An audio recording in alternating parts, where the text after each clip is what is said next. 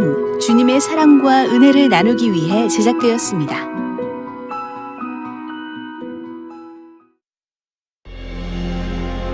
믿음의 조상 아브라함, 약속의 사람 이삭,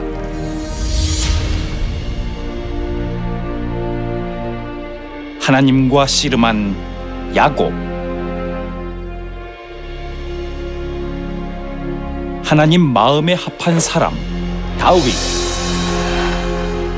이 모든 것이 예수 그리스도의 계보. 이들은 왜 쓰임 받았습니다. 이들은 왜 계보에 속하였는가? 그리스도의 계보 속에 숨겨진 축복의 비밀을 밝혀보자. 예수가 오시는 대로의 시청자 여러분, 안녕하십니까? 오늘 또 진행을 맡은 윤석전 목사입니다. 오늘 또 마태복음 족보를 통해서 하나님께서 죄와 사망과 지옥에서 인류를 구원하시고자 하신 역사를 은혜롭게 탐색하면서 따라가 보겠습니다. 여호사밧 왕은 아사 왕의 아들이며 그 조상의 하나님을 찾고 하나님의 명령을 따른 왕으로 성경에 축복받은 왕으로 나와 있습니다. 여호사밧 왕은 산당과 우상을 파괴합니다. 산당과 우상은 하나님이 가장 싫어하는 원수 중의 원수입니다. 그래서 하나님은 여호사밧 왕의 나라를 든든하게 세워주셨습니다. 그런데 북이스라엘 왕 아합이 욕심을 냅니다. 길르앗 나못을 치자고 여호사밧에게 제안했고 그는 수락하게 됩니다. 그러나 전쟁에 임하는 여호사밧의 태도는 아합과 완전히 달랐습니다. 아합이 거부하는 미가야 선지자까지 불러서 하나님의 예언의 말씀을 듣습니다. 이것은 하나님이 허락하느냐 하지 않느냐를 듣고 싶은 것입니다. 이러한 여호사밧의 삶 속에 열려가는 예수님의 대로를 오늘부터 살펴보겠습니다. 오늘 또 서울 장신대 겸임교수시며 한국 성서 지리 연구원장이신 홍순아 교수님 나오셨습니다. 또한 예수님이 오시는 길, 큰 대로인 족보를 신학적으로 복음적인 관점에서 잘 설명해 주실 침례신학대학교 구약과 교수이신 이영원 교수님 나와주셨습니다. 반갑습니다. 말씀을 전해주시는 아주 이 깊은 뜻은 우리 교수님을 통해서 아름답게 우리 성도들이 들으면서 감동된 은혜가 될 줄을 이렇게 이해가 됩니다. 잠깐만 어떤 모습으로 전개해 가실 건지 이제 말씀해 주시죠. 네, 이 귀한 자리에 함께할 수 있어서 영광으로 생각합니다. 아멘. 특별히 예수님의 족보에 나타나는 여러 왕들을 살펴보면서 하나님께서 그 왕들의 삶과 또 유다의 나라의 운명을 어떻게 절대적으로 주관하고 계신지 하나님의 주권을 중심으로 살펴보는 시간이 되면 좋겠고, 또 하나님께서 구약에 예언하신 예언들이 어떻게 예수님을 통해 성취되었는지를 살펴보면 좋겠다는 생각입니다. 오늘 교수님께서 예수님이 오시는 발걸음을 통해서 족보에 나타난 왕들과 역사의 사건을 말씀해 주시겠다고 우리에게 보따리를 내놓았습니다. 그 보따리 속에 어떤 좋은 보화가 들어있을까 생각하니 많이 감동드리고 기대가 됩니다. 오늘 교수님께서 이렇게 족보의 말씀을 함께 해주시는 자리에 이렇게 오셨습니다. 오늘 두 분 속에서 말씀하실 때 큰 은혜가 넘쳐날 것을 믿으면서 우리 잠깐 오늘 성경 속으로 예수님의 족보가 진행되는 그 세계 속으로 들어가 보시겠습니다. 이스라엘의 가장 위대한 왕 다윗, 그의 아들 솔로몬, 솔로몬의 아들 르호보암, 르호보암의 아들 아비야, 아비야는 아사를 낳고 아사는 여호사밧을 낳았다. 여호사밧이 아합과 연합해 탈환하려 했던 격전지 길르앗 라못. 라못이 높은 지역이라는 뜻을 가지고 있기에 길르앗 라못은 길르앗 지역에서 높은 지대에 있는 성읍으로 추정된다. 모세에 의해서 세워진 도피성이었던 길르앗 라못은 레위 지파를 위해 구별해 놓은 48개의 성읍 중에서 무라리 자손에게 분배된 성읍이다. 이곳은 아람과의 전쟁이 여러 번 있었던 격전지였는데 아합 왕은 이 땅을 점령하기 위해 유다 왕 여호사밧과 연합해 전투를 하다가 결국 이곳에서 죽음을 맞이하게 된다. 여러분은 지금 방금 여호사밧 왕과 관련된 지역을 보셨습니다. 바로 여호사밧은 예수께서 이 땅에 오실 때 족보로 한 획을 그은 인물이기 때문에 예수님이 오시는 길을 본 것과 똑같을 것입니다. 여호사밧 왕에 대해서 말하려면 먼저 아합 왕을 빠뜨릴 수가 없습니다. 그만큼 아합은 여호사밧과 관련이 깊은 인연이 있습니다. 아합과 관련된 사건이 많이 일어난 지역이 사마리아 땅이거든요. 사마리아 하면 우리 성경에서도 많이 듣고 알고, 우리는 사마리아 여기에 대해서는 뭐 이의가 없이 이 사마리아라는 세 글자에 대해서는 뭐 누가 모르는 사람이 없을 것입니다. 그러면 그 지역, 그 장소는 어떤 곳인지 성경을 통해서 나타난 말씀을 홍 교수님께서 현장감 있게 가서 보신 그대로 여러분에게 전해주시겠습니다. 네, 우리는 사마리아 그러면 그냥 사마리아 이렇게 생각하는데 제가 지리를 연구하는 입장에서 이 지명이 나오면 저도 긴장합니다. 왜냐하면 지명이 워낙 많거든요. 목사님 그 지명이 대략 1700개 부근되기 때문에 그중에 또 긴장해야 되는 지명이 사실은 사마리아입니다. 그러니까 우리가 보통 예루살렘과 유대와 사마리아와 땅끝까지 이럴 때 사마리아는 그 사마리아 지역을 이야기합니다. 그 세겜 정도 그 부근의 북이스라엘 지역이죠. 근데 이제 아합과 관계된 것은 사마리아 성읍을 이야기합니다. 그러니까 지역 이름이 아니라 사마리아 성입니다. 이게 바로 이제 디르사에 이어서 두 번째 그 북이스라엘의 수도가 된 거죠. 저는 이제 사실은 이 사마리아 성을 여러 번 가봤지만 갈 때마다 좀 짜증이 납니다. 왜 이런 데다가 수도를 정했나. 무슨 가보셨지만 찾아가기도 힘들고 여러 가지로 불편합니다. 그러다가 그 이유를 알았습니다. 아, 요새구나. 그 거리를 좀 말씀드리면 세겜에서 북서쪽으로 한 9km 정도 간 외진 곳에 있고요. 그다음 그 옛날 수도였던 디르사에서 그 서쪽으로 한 13km 정도 떨어져 있습니다. 그 제가 갈 때마다 아, 그렇지. 바로 이 정도가 돼야지 난공불락의 요새다. 보통 그 3년이 그 계곡인데 여기는 아예 떨어져 있는 그저 사방이 다 그 계곡으로 된 천년의 요새입니다. 그래서 제가 그곳을 가보고 아, 역시 그 방어를 위해서 그 좋은 자리를 구했다. 그래서 여기 가보면 유적들이 너무 많아서 좀 신경을 쓰고 봐야 됩니다. 그 헬라 시대 때 요새부터 또 그 로마 시대 유적이 주로 있지만 원래 제일 중요한 요새는 바로 북이스라엘 왕국 때의 그 유적들이 있는 거죠. 여러 시대가 엉키면서 유적도 많고 그다음에 또 굉장히 복잡하지만 역시 그 북이스라엘의 수도로 정할 수밖에 없는 그 요소를 갖춘 곳이다. 그래서 저는 사마리아 그러면 아, 역시 요새에서 방어를 위해서 제대로 정한 것 같다 그런 생각을 하고 있습니다.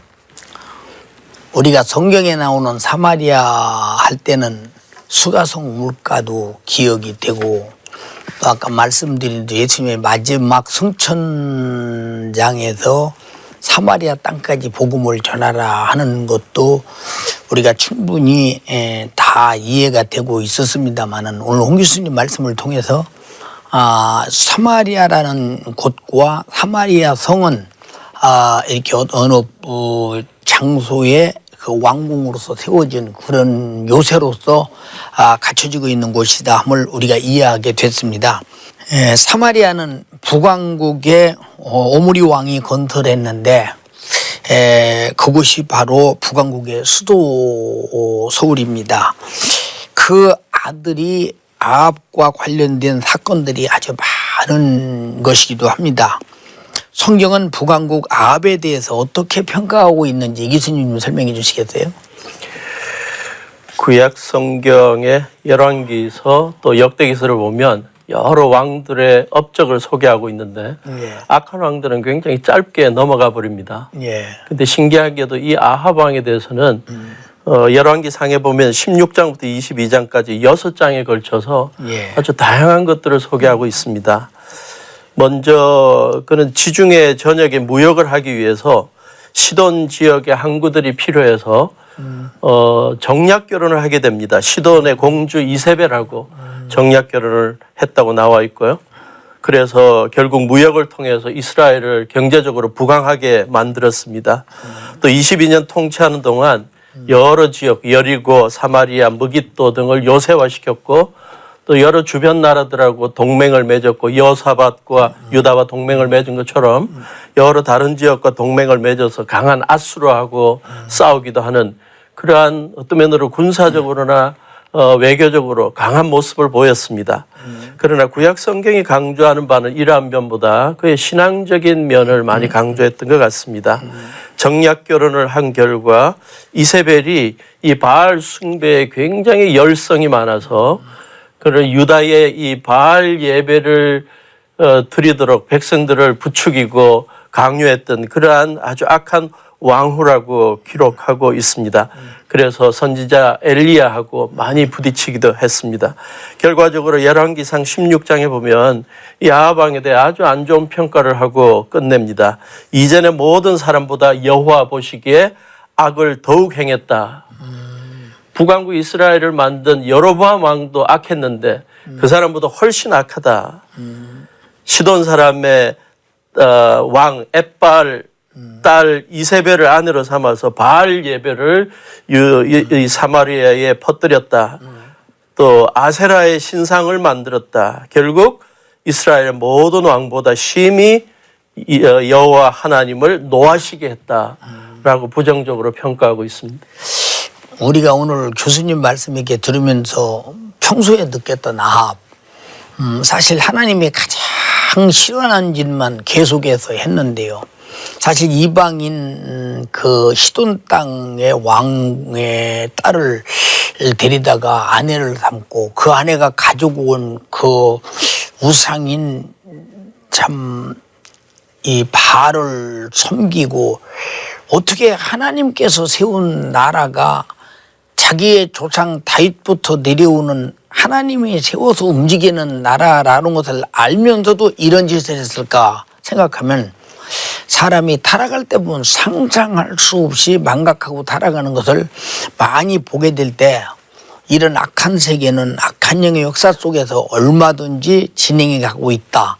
그래서 우리 주님은 이런 악한 세계에 오셔서 악한 것을 정리하시면서 우리를 구원하러 오시기 위한 아합의 극단적인 악 속에서 예수 그리스도의 족보라고 하는 세계 속에서 만나게 되는 것은 바로 우리에게 어떤 구속의 은총을 누구에게 오셔서 역사하시는가를 시사하는 바가 크다고 생각합니다. 이 교수님, 예수님의 족보를 이렇게 다루는 이 시간에 북왕국의 아합 왕과 관련된 지역과 이 사건들이 왜 이렇게 족보 속에서 다루게 되는지 아마 시청자들이 좀 다소나마 궁금하지 않을까 싶어서 여쭤봅니다. 네. 예수님의 조상 중에 한 명이었던 여호사밧 왕에 대해서 우리가 오늘 살펴보는데 예. 먼저 아합 왕 이야기를 하고 그 지역을 이야기하는 것은 아합 왕과 여호사밧 왕이 동맹을 맺고 관계를 맺었기 때문입니다. 그래서 우리는 이 여호사밧이라는 아주 유다의 훌륭한 왕이 왜 북왕하고 이스라엘 아합 왕하고 관계를 맺었는지에 대해서 살펴볼 필요가 있고, 또 하나 악한 왕으로 평가되는 아합 왕과 선한 왕으로 평가되는 여호사밧 왕을 비교함으로써 우리가 어떤 신앙적인 교훈을 얻을 수 있기 때문에 여기에서 아합 왕을 다루게 되는 것 같습니다.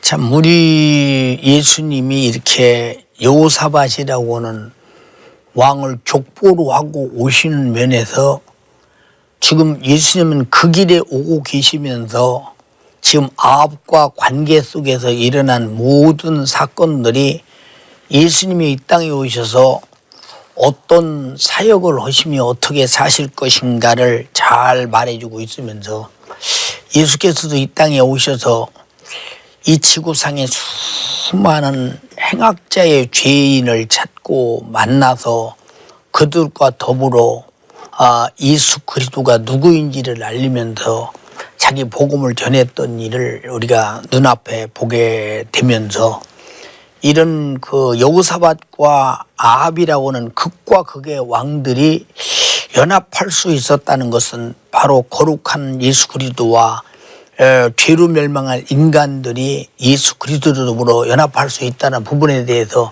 조금 복음적으로 이해해 보려고 이렇게 생각해 보면서 족보를 이해해 봅니다. 이번 시간에는 우리 방청객들에게 기회를 드리겠습니다. 기다리시면서 많이 아마 의문이 있고 묻고 싶은 것이 많을 것입니다. 그분 중에 한 분이 물어주시면 좋겠습니다. 네, 홍 교수님께 질문 드리겠습니다. 그 성경에 보면은 사마리아인들은 유대인들에게 차별을 받았던 것으로 나와 있는데요. 그렇다면 당시 사마리아인들은 어떤 사람들이었고 예수님이 오시는데 어떤 역할을 했는지 궁금합니다. 예, 사마리아 사람들은 교회를 안 다닌 사람들도 아는 이름이죠. 앞에 붙잖아요. 선한 사마리아인. 그렇게 잘 알려진 사람인데, 저는 사마리아 사람들을 최근 들어서 관심을 많이 갖고, 제가 작년 올해만 해도 그 지역을 5번 갔다 왔습니다. 그 그리심산 위에 가면 로자 마을이란 마을이 있는데 그 주민들 거의 대부분이 사마리아 사람들입니다. 그래서 재미있는 것은 작년에 사마리아 사람들이 몇 명 되냐 그랬더니 780명 지구상에 남아있다 그랬는데 또 올해는 785명이라 그래요. 그래서 1년 사이에 5명이 늘어났나 보다 그랬는데, 이제 그들이 얘기하는 것과 또 보통 학자들이 얘기하는 것은 좀 차이가 있습니다. 그래서 그들의 주장은 이제 이렇게 이야기합니다. 우리는 므낫세 지파다. 그리고 또 우리는 이제 성경을 믿지만 물론 예수님을 인정하지 않죠. 그리심산에서 놀라운 역사가 일어날 것을 믿는 거예요. 예루살렘이 아니고. 그래서 보통 사마리아인들을 그렇게 이야기합니다. 북이스라엘이 아수르한테 멸망시키고 그들이 이제 혼혈 정책, 이민 정책을 썼을 때 그때 생겼다. 그렇게 이제 이야기하면서 이제 예수님 당시도 그야말로 사람 상대를 안 하지 않았습니까? 근데 지금은 제가 궁금해요. 지금 이스라엘 사람들이 사마리아 사람들에 대해서 어떻게 생각할까? 근데 별 관심조차 없는 것 같아요. 우선 인구수부터 785명으로 이야기하고 그 중에 400명이 목사님도 가보셨지만 텔아비브 공항 옆에 홀론이라는 마을이 있어요. 거기서 살기가 너무 힘들고 어려우니까 일부분은 이미 이스라엘로 귀화해서 그 지역에서 살고 있습니다. 그래서 지금도 그들은 자기네들이 믿는 믿음이 옳다 그렇게 이야기하지만 그들만의 주장이고 그래서 그 지금도 그 참 그 안타깝게 생각하는 그야말로 보호해야 되는 소수 민족 중에 소수 민족이 된 그 안타까운 사람들이죠. 그래서 뭐 그 사람들을 볼 때마다 우리가 그 예수님께서 그 사마리아 그 수가성 여인을 만나서 구원시킨 역사를 생각나게 하는 사람들인데 그래서 어쨌건 저는 그분들을 보면 아, 살아있는 박물관 역할을 하는 사람들이다. 그래서 그 마을에 가면 정말 너무 조그맣지만 조그마한 사마리아 박물관이 있고요. 그다음에 자기네들끼리 모여서 그 예배를 드리는 아주 작은 그 회당이 마을 중심부에 있습니다. 답이 잘 됐으리라고 생각됩니다. 우리가 사마리아 하면 수가성 우물가에 우리 주님이 사마리아 여인에게 복음을 전했던 사건, 또 우리 주님이 십자가에 달려서 피 흘려 죽으시고 부활하셔서 40일간 계시다가 승천하실 때도 사마리아와 땅끝까지 복음 전하라 라고 한 것은 사마리아인도 분명히 예수 그리스도의 복음을 듣고 구원받아야 될 절대적 한 부분이라는 것을 말씀하실 때 사마리아 사람은 복음을 들었으면 복받은 사람들이다 싶으며 예수님이 안중에서 그들을 구원하시겠다는 마지막 최후의 말씀에도 나타났듯이 사마리아는 그만큼 귀히 여겼던 하나님의 섭리가 있지 않나 하는 생각이 들면서 사마리아가 또 구속론 쪽에서 이해가 되면 뭐 또 좋으리라고 생각됩니다. 방금 이 교수님께서 그 언급하셨던 그 북이스라엘의 그 아합 왕과 남유다의 요사밧에 연합해서 아람과 싸우는 것이 길르앗 나못인데 길르앗 나못 하면은 이 보통 성도들은 잘 이해하기가 어렵지만 성지순례를 다닌 분들은 참 많은 그곳에 가서 많은 감동을 받기도 하고 듣기도 하는데 그 길르앗 나못이라는 곳은 어떤 곳인지 좀 성도들이 현장에 가서 내가 보고 있다 할 정도로 좀 자세히 설명해 주시면 좋겠습니다. 그 이 길르앗 나못은 중요한 이유가 우선 그 당연하지만 교통의 요지였습니다. 그러니까 이제 요르단 쪽에 있는 그 도로가 그 왕의 대로, 바뀐 번역에서는 왕의 큰 길이라 그러는 그 길이 지나가고 있고, 그리고 또 이제 그 이스라엘 지역에서 그 지역으로 가는 길이 연결된 굉장히 중요한 요지에 있습니다. 그리고 이 길르앗 나못은 또 중요한 것은 그 도피성 중에 하나입니다. 그 도피성이 6곳이 아닙니까? 그 요단강 동쪽에 3곳, 서쪽에 3곳인데 요단강 동쪽에 있는 3곳의 그 도피성 중에서 제일 위쪽에 있는 게 골란이고 가운데 있는 게 길르앗 나못이고 제일 남쪽에 있는 곳이 그 베셀이라는 곳입니다. 그래서 도피성이 될 정도로 그만큼 중요한 성읍이었다.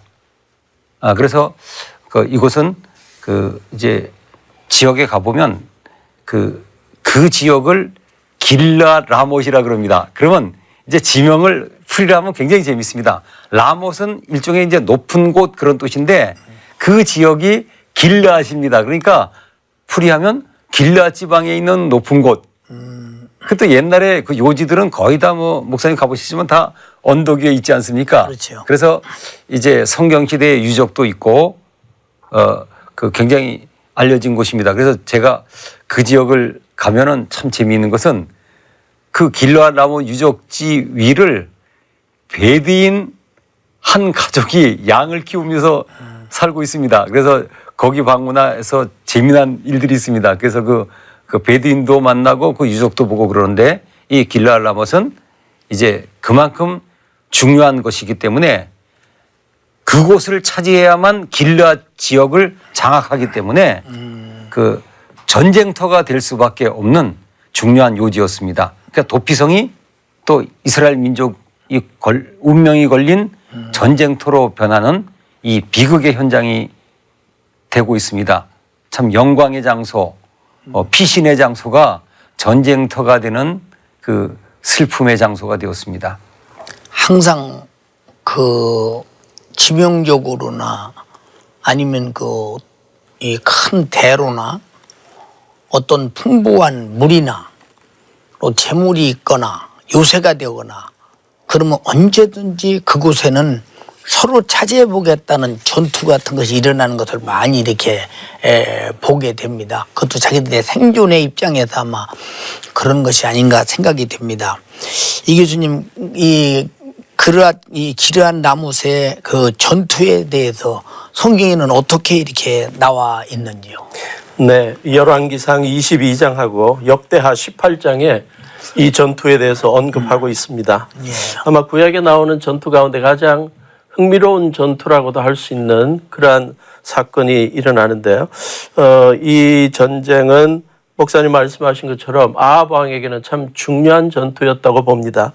이 길르앗 라못이 아합 왕 시대의 아람, 지금 말하면 시리아에 뺏긴 상태였는데 이것을 다시 찾아오고 싶었습니다. 왜냐하면 길르앗 라못은 올리브나 포도를 비롯해서 약재가 되는 여러 농작물들이 많이 생산되었고 또 남북으로 이르는 통하는 왕의 대로가 있는 교통의 요지였기 때문입니다. 그래서 아합 왕이 이 땅을 탈환하려 욕심 때문에 전쟁을 했는데 혼자 가기가 두려우니까 남왕국 유다의 여호사밧 왕에게 같이 가자라고 제안했고 또 여호사밧 왕이 수락을 했습니다. 근데 아합 왕과 여호사밧 왕의 차이는 여호사밧 왕은 항상 하나님의 뜻이 무엇인지를 물어보는 왕이었습니다. 그래서 아합 왕에게 제안했죠. 이 전쟁에 대해서 하나님이 어떠한 뜻을 갖고 계신지 물어봅시다. 당신 나라에 예언자가 하나님의 대변자인 예언자가 예언자를 찾아서 한번 물어봅시다. 그랬더니 이 아합 왕이 자기 말을 잘 듣는 예언자 400명을 불러서 묻습니다. 그랬더니 전쟁에 나가면 승리하십니다. 가십시오. 라고 제안을 합니다. 그래서 400명의 예언자들이 다 전쟁에 나가면 승리한다라고 이야기해 줬을 때 여호사밧 왕은 또 다른 예언자가 있습니까? 라고 질문하게 되고 아합 왕은 나에 대해서 항상 부정적인 이야기를 하는 미가의 예언자가 있습니다. 라고 말했고 그에게 물어봅시다. 그래서 물어봤더니 흥미롭게도 미가야가 긍정적인 이야기를 합니다. 그래서 전쟁에 나가십시오. 승리하게 하실 것입니다. 그랬더니 진짜냐라고 묻습니다. 그랬더니 아닙니다. 나가면 패하십니다. 나가면 안 됩니다.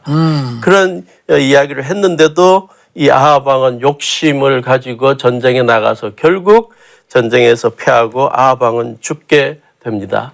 이 전투에서 사실은 주인공을 여호사밧으로 볼 때 우리는 참 귀한 교훈을 얻게 되는데 그는 전쟁이라는 중요한 사건을 놓고 항상 하나님의 뜻을 찾는 아주 선한 믿음의 왕의 모습을 보였고 어떤 면으로 먼 훗날 이 세상에 구주로 오신 예수님의 삶을 미리 보여주는 그런 분이 아닌가 하는 생각을 해보게 됩니다.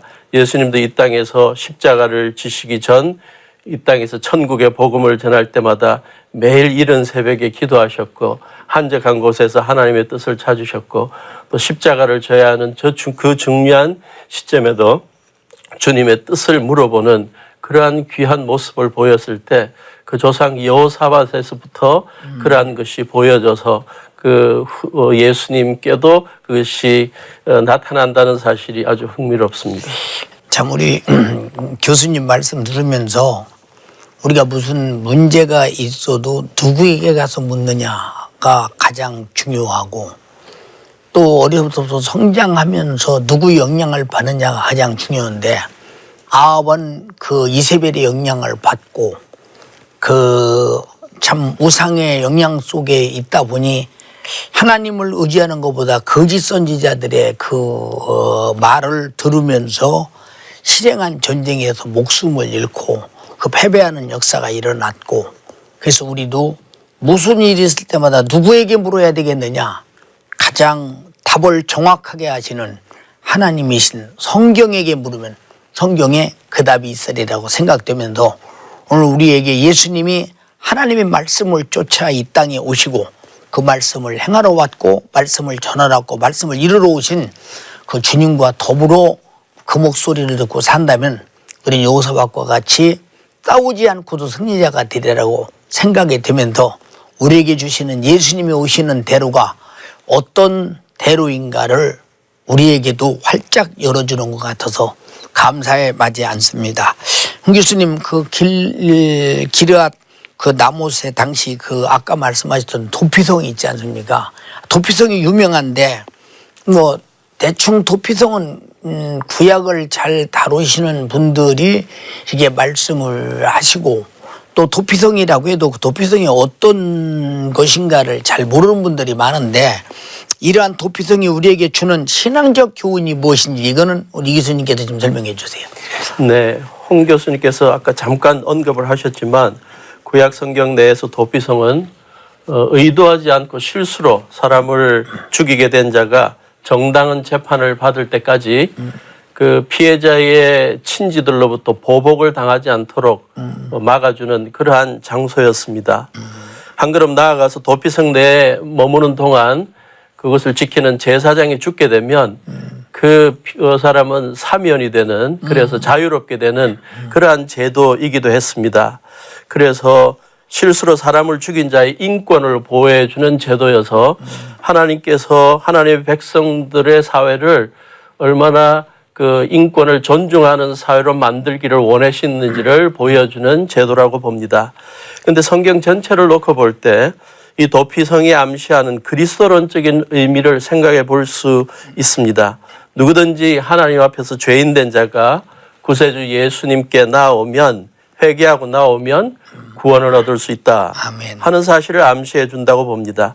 우리 주 예수님이 십자가상에서 대속적인 죽음을 당하심으로써 어떠한 죄인들이라도 예수님을 구세주와 주님으로 의지하면 하나님의 앞에서 의롭게 되고 하나님의 백성이 된다는 그러한 복음이 암시되는 이 제도가 도피성 제도라고 봅니다. 한 35년 전인데요. 제가 신학교에서 공부하고 있을 때 이스라엘에서 히브리어를 공부하고 오신 한 장로님께서 히브리어 시간에 이 도피성의 6지역의 원어적인 의미를 가지고 그리스도론적으로 해석해 주신 것이 아직도 기억이 됩니다. 게데스라는 것은 카도시라는 단어와 연관되는데 예수님 안에 있는 자는 누구나 다 거룩하게 해주신다. 아멘. 두 번째로 세겜이라는 단어는 어깨라는 단어와 연관되는데 예수님께서 어깨에 십자가를 지시고 우리의 죄를 대신 짊어지시고 가셨다. 헤브론은 교제, 연합이라는 뜻인데 우리 같은 죄인도 예수님께서 친구로 만나주신다. 벳셀이라는 단어는 금광, 포도원 그러한 뜻인데 예수님 안에 있는 자들을 금보다 귀히 여기고 또 풍성하게 해주신다. 길라 라못은 높이다라는 뜻인데 예수님을 의지하는 이들은 다 높여주시고 영광스럽게 하신다. 그 다음에 골라는 기쁨, 환희라는 뜻인데 예수 안에 있는 이들을 기쁨이 넘치게 만드신다. 이렇게 예수님과 연관지어 그리스도론적으로 해석했는데 참 의미가 있는 그러한 가르침이라고 생각합니다.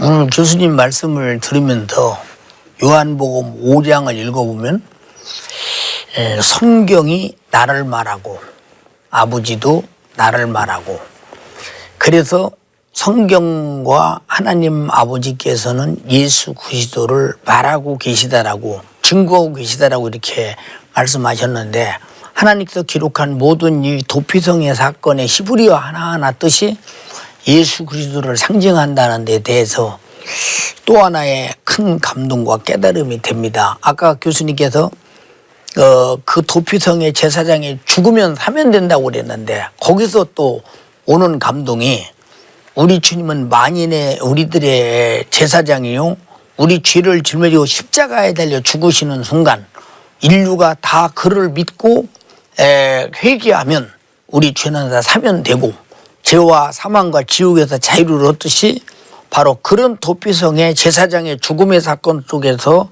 사면과 자유가 있다는데 또 예수 그리스도 오시는 족보론 속에서 비록 도피성이라는 땅 이름 같지만 교수님의 하나하나 해석 속에서 우리 주님이 이 땅에 오셔서 우리에게 주실 은혜, 주님이 오시는 그 대로 속에 마지막 나타날 은혜를 우리에게 보여주시는 하나의 또 우리에게 축복의 이미지가 아닌가 생각되어서 또 감동이 되어집니다.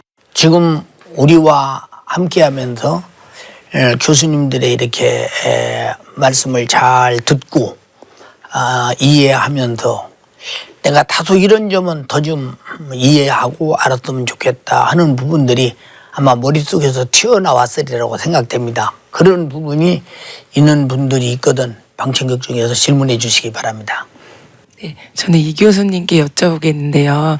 그 예수의 족보에는 구약시대 여러 왕들이 나오는데 이렇게 여러 왕들이 나오는 이유가 무엇인지 그 이유가 궁금합니다. 네, 마태복음은 다른 복음서들과 차이가 있다면 그 마태복음에서 가장 강조하고자 하는 주제가 예수님이 다른 분이 아니라 유대인의 왕이시다 하는 면을 강조하고자 했다고 봅니다. 그러한 것을 전제로 놓고 마태복음 1장 족보가 기록되었는데 1장 1절이 예수 그리스도께서 아브라함과 다윗의 후손이라는 것을 선포하며 시작합니다. 밝히고 있습니다. 그래서 하나님께서 구약시대 하나님의 구원 역사를 이루어 가시기 위해 가장 영향력 있게 사용하신 두 분이 바로 아브라함과 다윗이라고 볼 때 바로 그러한 사역을 결국 성취하신 분이 예수님이시다라는 것을 강조하기 위해서 이 족보가 시작되었습니다. 창세기 12장 3절에 보면 아브라함이 땅의 모든 족속으로 하나님의 복을 얻게 하는 일에 부름받았다고 되어 있는데요. 예수님께서 그 일을 완성하기 위해 이 땅에 오신 아브라함의 후손이다라는 걸 밝히고 있고 또 다윗 왕으로부터 시작되는 여러 유다의 왕들을 언급함으로써 예수 그리스도께서 다른 분이 아니라 하나님께서 다윗 왕에게 그 후손을 통해 그 집과 나라를 영원히 지켜주고 또 그 후손을 통해 메시아를 이 땅에 보내겠다고 하신 약속을 성취하게 하신 것이 바로 예수님이다라는 것을 보여주기 위해서 이 예수님의 조상이 되는 여러 유다의 왕들을 소개하고 있다고 볼 수 있습니다.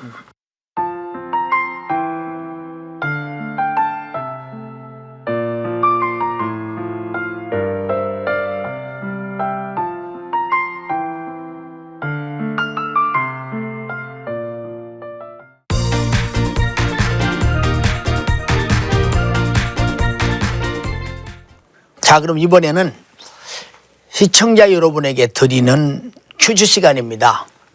잘 귀를 기울여 들으시기 바랍니다. 아합왕의 상하궁전이 있었던 지역은 어디인가요? 아합왕의 상하궁전이 있었던 지역은 어디인가요? 아래로 나가는 주소로 정답을 기록해서 보내주시면 추첨을 통해서 제가 쓴 책과 우리 교수님들이 쓰신 명저서를 선물로 보내드리겠습니다.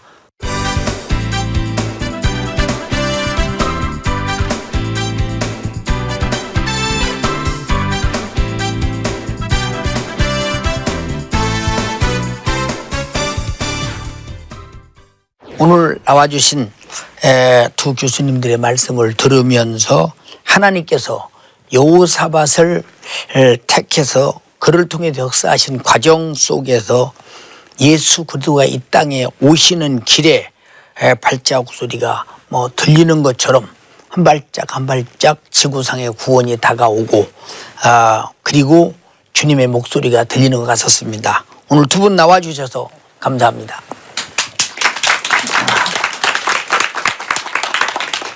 하나님은 여호사밧을 통해서 이스라엘이 어려운 가운데 하나님의 원수된 산당과 제단을 헐어버리고 하나님을 섬기며 그는 모든 전쟁에서 항상 하나님과 뜻을 묻고 하나님과 함께 했습니다. 그런데 왜 하나님이 그렇게 싫어하는 아합과 더불어 함께 전쟁도 했을까요? 이것은 바로 예수께서 지금 여호사밧과 함께 오고 계십니다. 우리 할아버지가 계셨을 저는 없었습니다. 그러나 할아버지 속에 나는 있었습니다. 여호사밧 그 뜻 안에 예수 그리스도의 족보 속에서 주님은 쿵 하고 여호사밧이라는 발자국을 그에게 옮겨놓고 오고 계십니다. 예수님이 오시면서 이렇게 모든 선악을 만나면서 하나님의 뜻을 이루어가는 섭리를 예수님의 생애 속에 우리는 보고 있습니다. 그러면서 항상 우리는 족보를 통해서 예수님이 어떻게 누구를 만나고 어떤 역사를 이루며 오시는가를 볼 때 예수님의 생애가 방금 보입니다. 주님이 오시는 발자국을 여러분이 들으면서 오늘도 큰 은혜가 되시리라고 생각됩니다. 다음에 뵙겠습니다. 감사합니다.